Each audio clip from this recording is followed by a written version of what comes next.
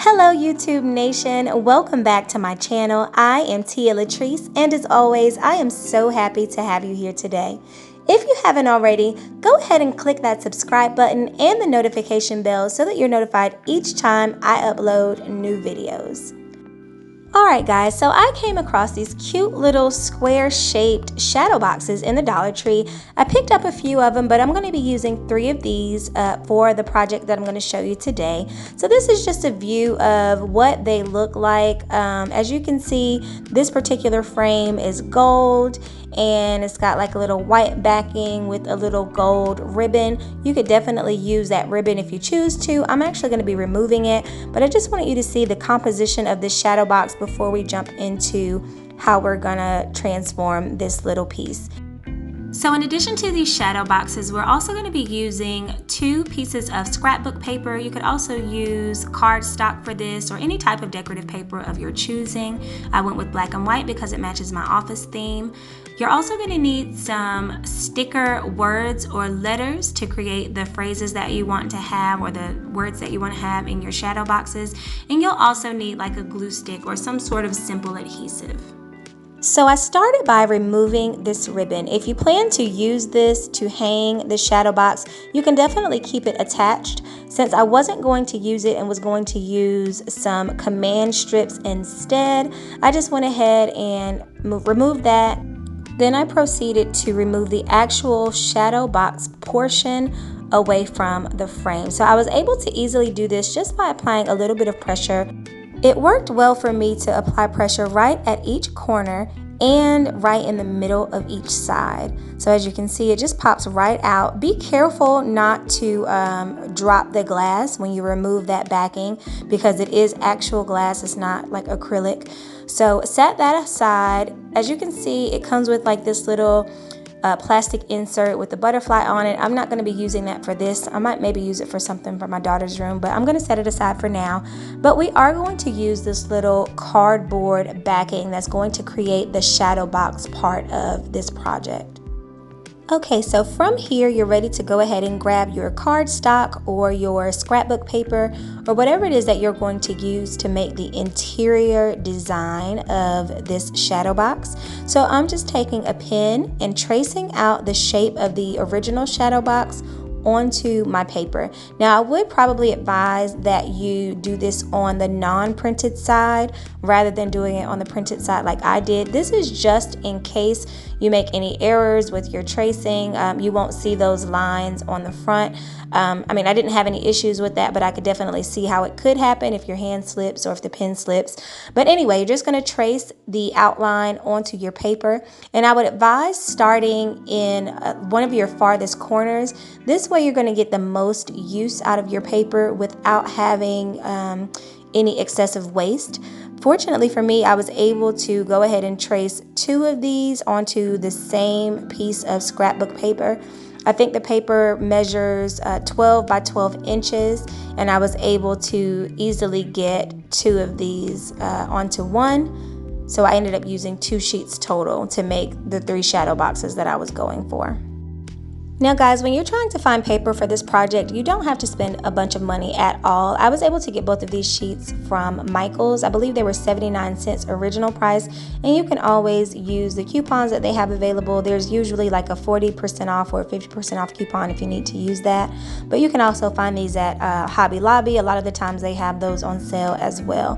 So very affordable for whatever print you want to go with.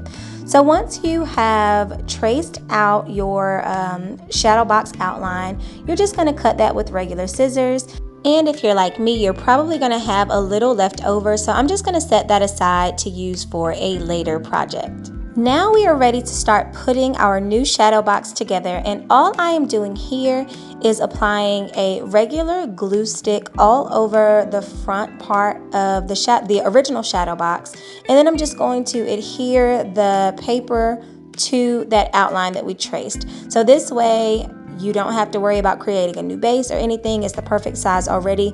You just want to make sure that you're gluing down all of the edges so that those don't start to pull away from that shadow box part once you've put it in the frame.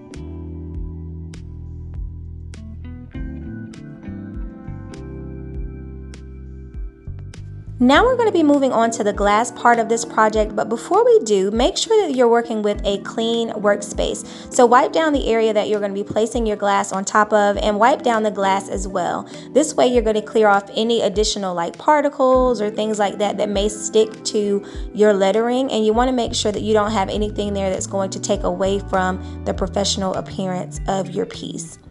So for this project, I created my own word stickers using my Cricut machine and some adhesive foil. However, if you don't have a Cricut or you don't want to create your own letters, you can find these letter printouts almost anywhere. Dollar Tree sells them, Walmart, all of the craft stores. You can find the lettering of your choice and you can use that as well. So you don't have to have a Cricut to do this project. Now, my best piece of advice for this part is going to be to make sure that your letter placement is exactly where you want it, because once it's stuck to the glass, you don't want to have to go through the hassle of trying to pull that away and then reposition it. But once you have it on the glass where you want it, you're just going to pop that right back into the frame, and then you're going to pop the shadow box part of it back into the frame as well. As you can see, it goes in very easily. However, I noticed that there were some parts of the paper that were not really laying flat, so I opened that back up and just went back in with the glue stick to tack down those loose edges before finalizing this piece. Now, if you wanted to, you could definitely put this into place with like hot glue or something like that when you're putting it back into the frame to give it more of a permanent hold, or like E6000. I didn't necessarily feel that was necessary, and because I may swap these out, I never really know what I'm going to do with my decor, but I may swap these out at some point in the future, so I'm just going to pop those back in and just leave them the way that they are without any additional adhesive. And I just chose to stick a command strip on the back to adhere those to my walls. So I'm just going to speed you guys through the process for those next two as well. So while doing these additional 2 shadow boxes, I picked up a couple of additional pointers to give you guys. So when you're putting your paper onto that original shadow box backing, use something to spread it out. Make sure you don't have any like air bubbles or any wrinkles in the paper. I think it just, number one, helps it to adhere a little bit better, and then also gives it that nice clean look. So I used my little Cricut tool, but you can use like a flat like credit card or anything like that. You don't necessarily have to have any professional tools for that part. Now, if you do have a Cricut machine and you've had difficulty using this adhesive foil material to make your cutouts, let me know. I'm happy to do like a quick instructional video on how I was able to do this without any issues, but there are a couple of tips and tricks that may be helpful if you guys need those.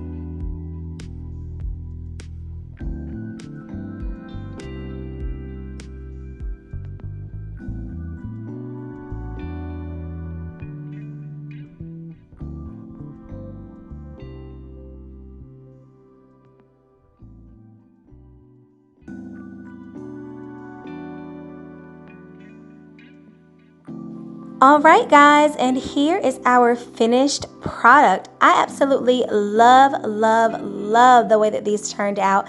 As you guys know, I'm completely redoing my office, so these make such a cute addition to my walls. these videos and pictures truly don't even do them justice. If you wanted to, you could totally add like little flowers or something on the inside, but I absolutely love them in the way that they are. Let me know what you thought. Did you love it? Did you create these? Were you inspired? I certainly hope that you did. Please let me know in the comments below.